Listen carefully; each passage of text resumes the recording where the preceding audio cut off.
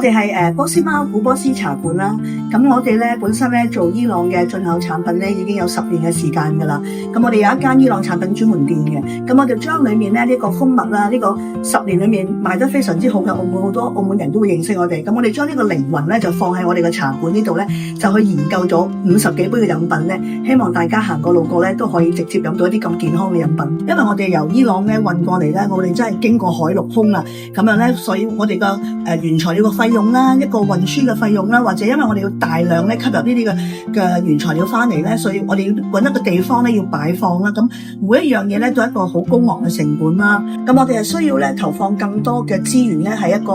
網絡嘅平台啊，去幫我哋去做宣傳啊，將我哋嘅品牌咧令到多啲人去認識啦。咁嚟緊嘅方向咧都會咧研製多啲一啲波斯嘅健康嘅食品啦，希望大家都可以多啲感受到伊朗嘅風情啦。咁亦都希望咧藉住一帶一路咧都想同中國咧 crossover 咧可以加入伊朗嘅蜂蜜同或者一啲中國比較優質嘅原材料咧去做一個 crossover， 做一啲可以健康又好飲嘅飲品俾大家去品嘗。